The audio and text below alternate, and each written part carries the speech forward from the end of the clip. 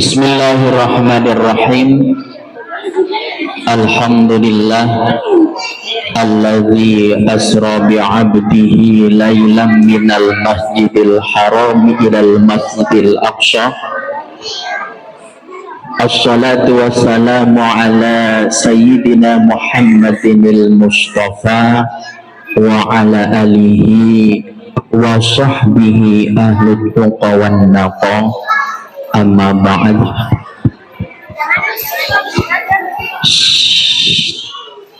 Fahmi.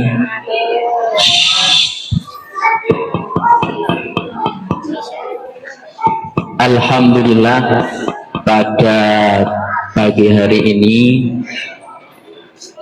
kita bisa berkumpul dalam rangka memperingati Isra dan Mi'raj Nabi besar Muhammad sallallahu alaihi wasallam.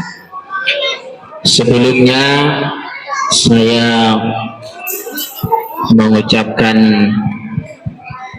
yang pertama kepada pengasuh Pondok Pesantren Ademyati Jenggawah yang kami ta'zimi, juga kepada segenap kepala madrasah MA Ademyati, MI dan MTI Syirkah Salafiyah, ibu bapak dewan guru, serta anak-anakku yang berbahagia. Andi, ayo sebentar ya, kita dengarkan dulu sebentar saja. Dalam rangka memperingati Isra dan Mi'raj pada pagi hari ini, kita mengangkat tema. Ada yang sudah baca temanya di banner? Apa temanya itu? Yang bawah? Yang bawah yang tulisannya kecil? Itu yang kecil itu. Menghidupkan nilai-nilai sholat dalam kehidupan sehari-hari melalui hikmah Isra Mi'raj. Sudah? Nah, fasya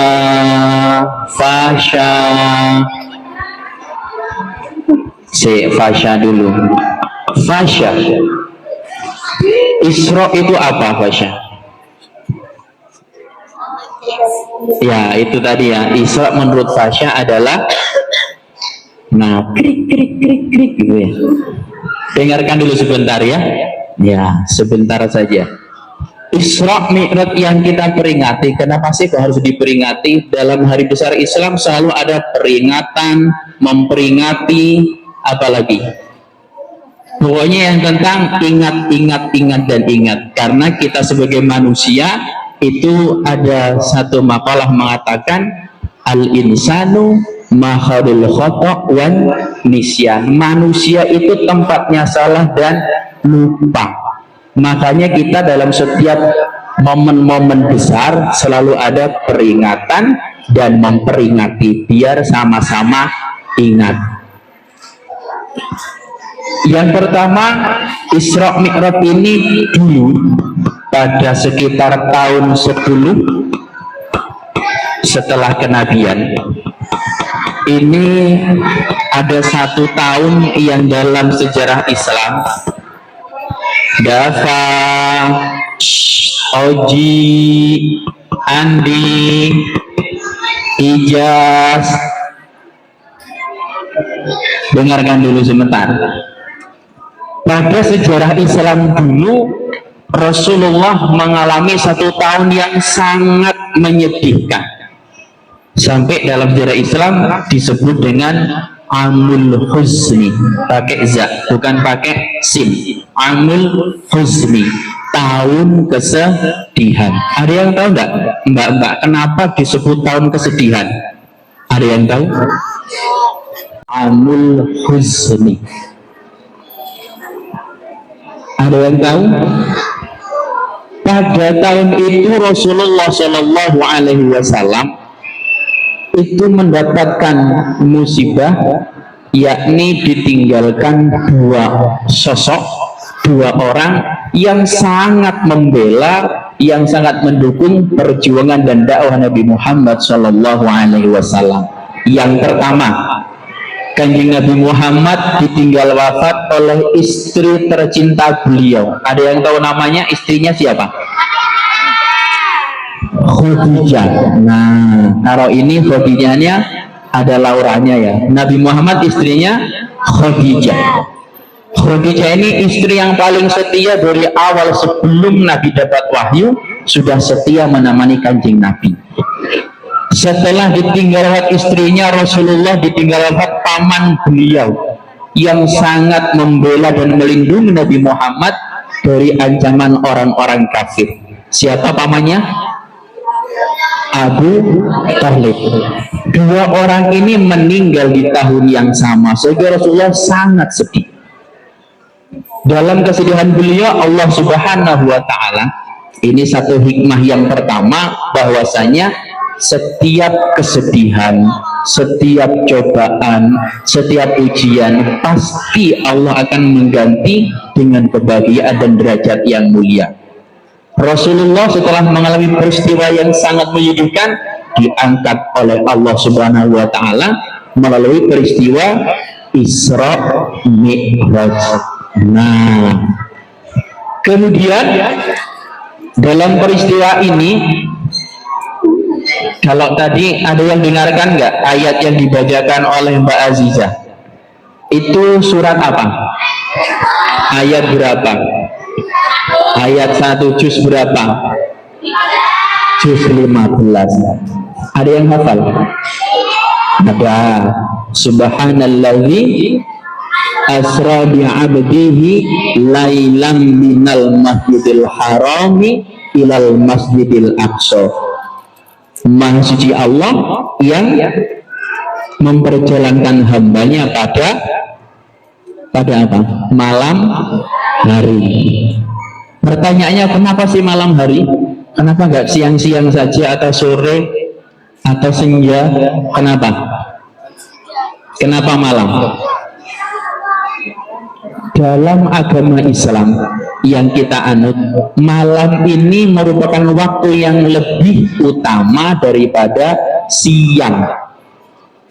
Jadi Allah menyebutkan ada malam, ada siang, tapi malam ini lebih utama. Sehingga mbak-mbak kalau ngaji itu penyebutan kata malam pasti lebih dulu daripada kata siang. Dalam Al-Quran ada surat yang artinya malam. Surat apa? Malam itu loh. Surat Al-Lail. Tapi surat siang tidak ada. Adanya surat malam. Malam yang paling utama di bulan Ramadan namanya Lailatul Qadar, malam hari. Bulan Sya'ban tanggal 15 ada peristiwa yang sangat agung namanya malam nisfu Sya'ban. Bahkan Isra Mi'raj terjadi pada malam hari. Oleh karenanya, jika malam sudah dipilih jadi waktu yang utama, maka hikmah yang kedua, di bulan Rajab ini kita harus banyak-banyak menghidupkan malam.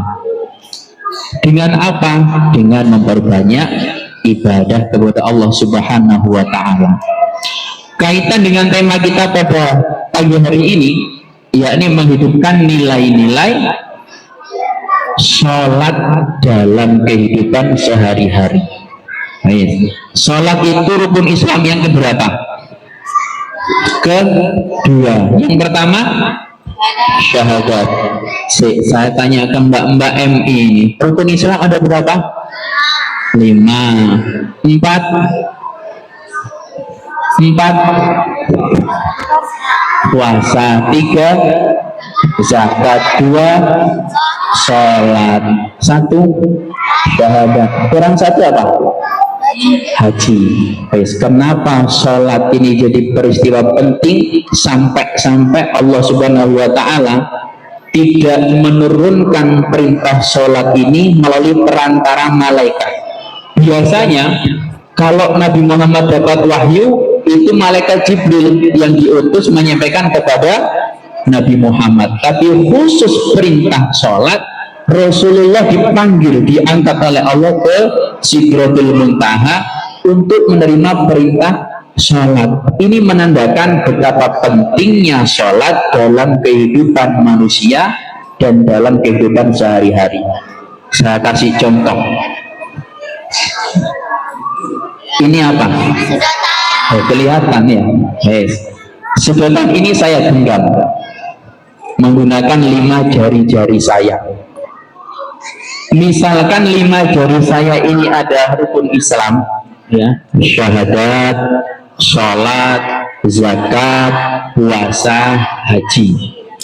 Rukun Islam yang 5 ini ada yang melaksanakannya itu ada syarat tertentu. Contoh haji, syaratnya apa? Bila mampu. Kalau tidak mampu, tidak ada tuntutan berhaji. Salah satu contoh itu. Orang Islam tidak berhaji tetap disebut Islam, tidak akan hilang sebutan nama Islamnya. Bilqis belum haji, apa agamamu? Islam, kok tidak haji? Ya kan, kalau sudah mampu ada alasan.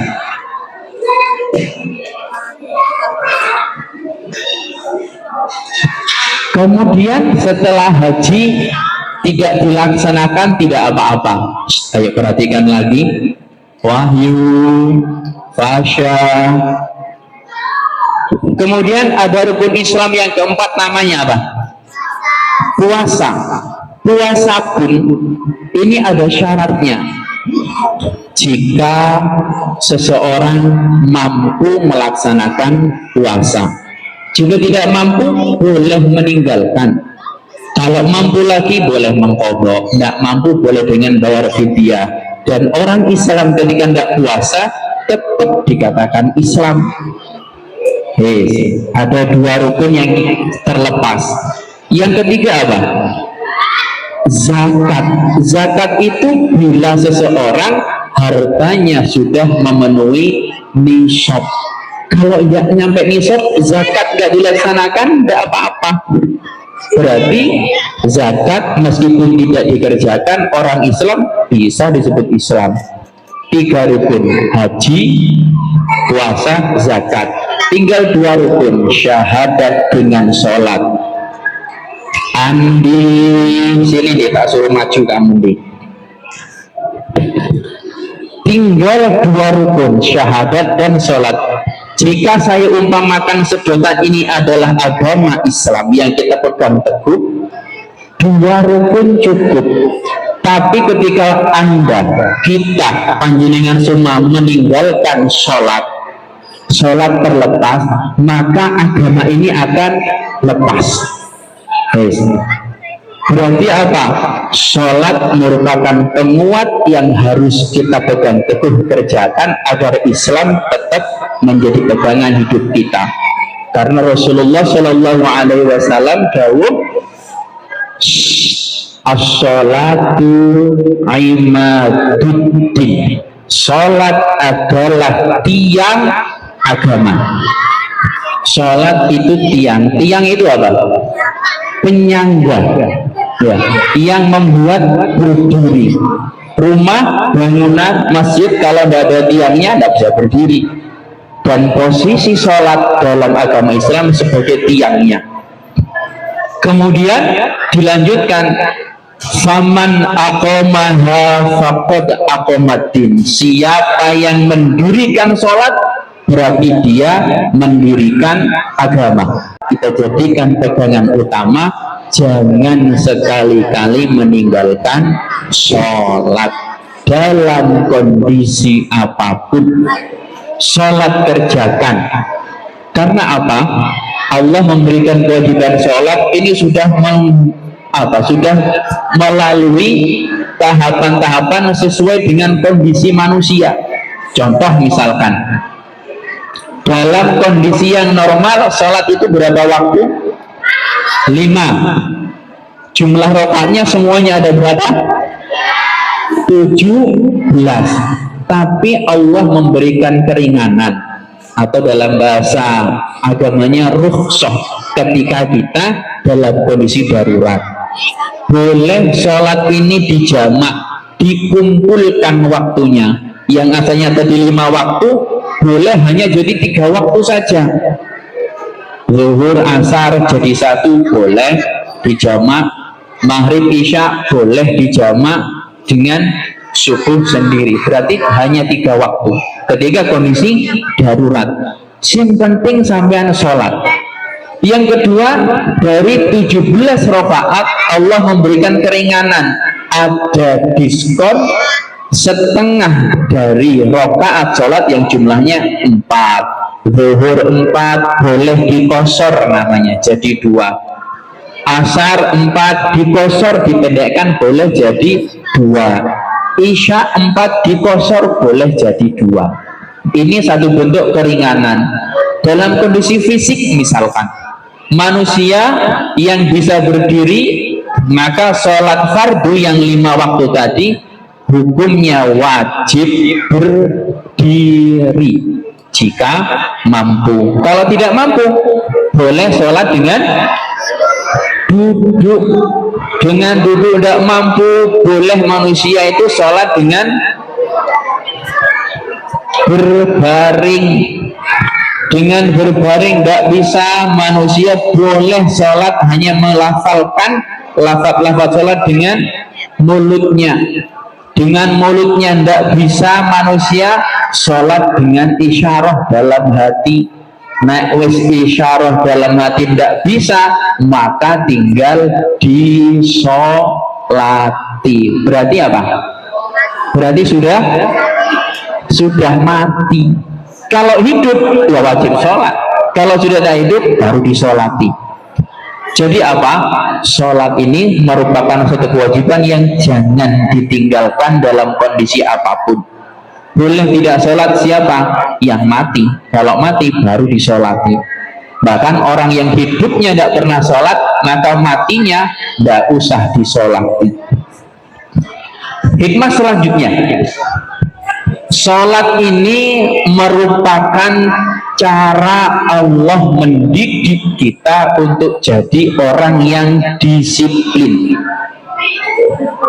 Allah berfirman, inna sholata kanat 'alal mu'minina kitaban mawquta. Sesungguhnya sholat adalah kewajiban yang ditentukan waktunya bagi tiap-tiap orang yang beriman. Waktunya jelas. Kalau jenengan nanti ngaji kitab fikih, subuh mulai terbit fajar sampai terbit matahari terus ada waktu-waktunya. Kalau belum masuk waktunya sholat, tidak boleh jenengan sholat. Misalkan jam 10, daripada nanti saya repot pak tak sholat duluan, tidak boleh. Harus disiplin sesuai dengan waktunya. Kemudian sholat mengajarkan kita untuk jadi orang yang sabar. Tahu sabar? Nah, contoh misalkan waktu subuh itu yang sangat menguji kesabaran. Enak-enaknya tidur, kita diperintahkan sholat, harus sabar. Jangan sampai mengeluh, Allah ini buat aturan enak-enaknya tidur suruh sholat. Nah, ini uji kesabaran kita, harus sabar. Tidak boleh kita ini kemudian apa? Mengeluh, menggerutu, terus menyalahkan Tuhan, tidak boleh. Karena apa? Sholat yang sudah kita terima sekarang yang tinggal 5 waktu, ada yang ingat dulu waktu Isra Mi'raj pertama kali berapa waktu yang diwajibkan? 50. Akhirnya apa? Dapat diskon, dispensasi, dipotong sampai jadi 5 waktu. Ini sudah hitung-hitungannya pas.